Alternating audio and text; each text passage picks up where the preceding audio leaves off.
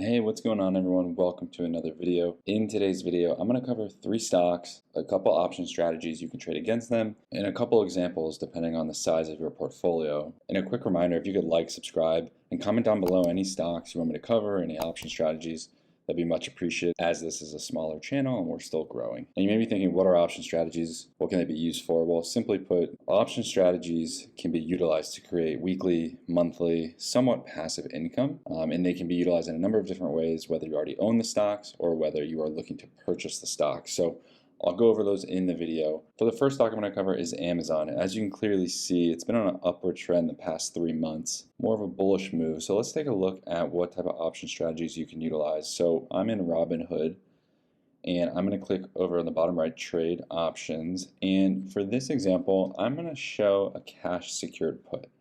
And you may be asking, what is a cash secured put? So effectively, if I sell a cash secured put, I'm effectively, one, going to receive a premium for whatever that option is selling for, but two, I could potentially be obligated to purchase 100 shares of Amazon at whatever strike price I select. So let me walk through this example for you. For the example right now, I'm just going to do June 23rd, 15 days out, and you're going to have to select put, and then you select sell. So I'm going with the assumption Amazon is going to remain neutral, bullish, continue upward.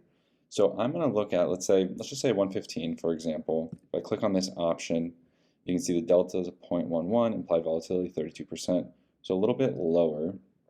But for the sake of the example, what's going to happen here is if I sell this option, I'll collect $46 today. This will be deposited in my account today. And what's happening is I'm getting paid this money to effectively potentially be obligated to purchase 100 shares of Amazon at $115. So I would need $11,500 in my account in case I were to be put Amazon. So cash secure puts on stocks of Amazon's size, price point, etc. may not make sense if you have a smaller trading account.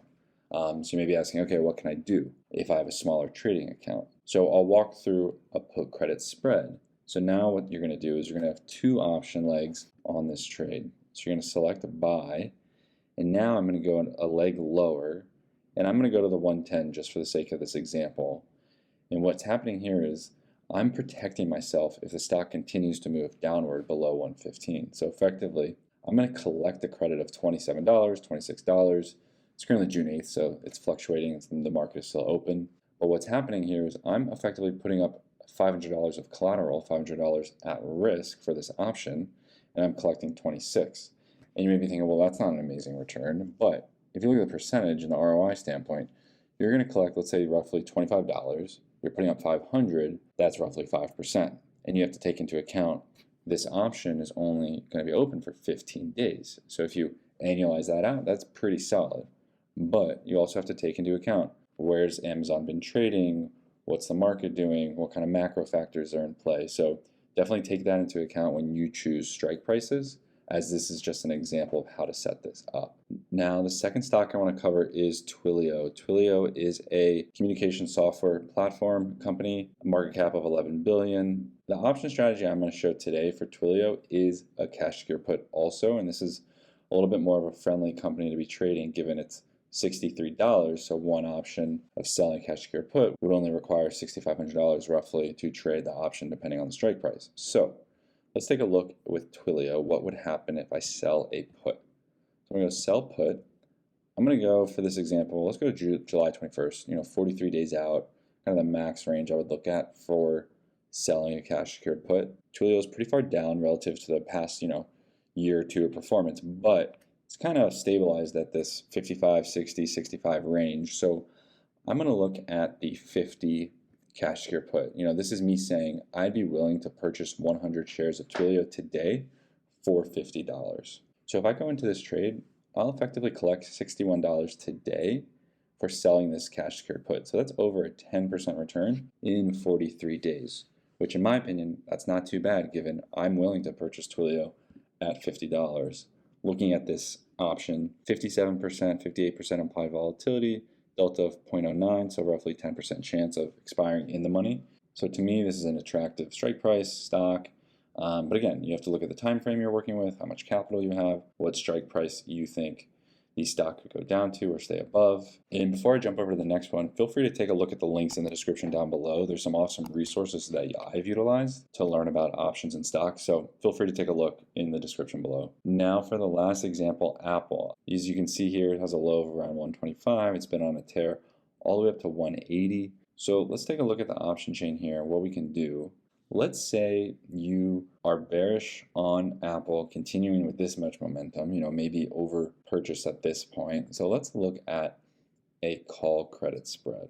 So let's assume, with this expiration date of July 21st, we think, okay, Apple could rise, but we really don't think it's going to rise another 10 points in the next 43 days, given the trajectory it's already been on. So you are going to sell a call, and this is assuming you don't own any Apple shares and you have a smaller trading account. Then you're going to select buy. Then I'm going to choose the next leg higher. So with this call credit spread, I would collect $71.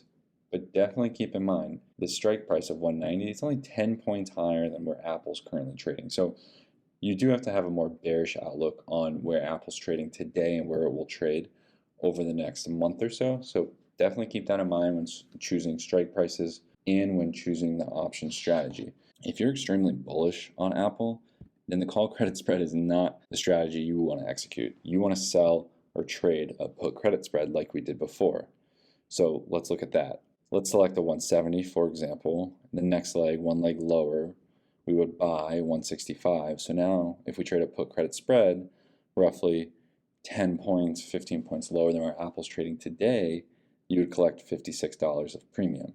If you sell a put, let's say for 155, so fairly decent drop from where it's currently trading, and then you buy one leg lower, you would collect only $8. Yeah, this is pretty small relative, but if you think about it from a percentage standpoint, it's roughly a 1.5% return in 43 days if you're bullish on Apple, which is not too bad. Those are the examples. If you found value, like I mentioned before, greatly appreciate it if you could like, subscribe, and check out the links in the description down below for some awesome resources.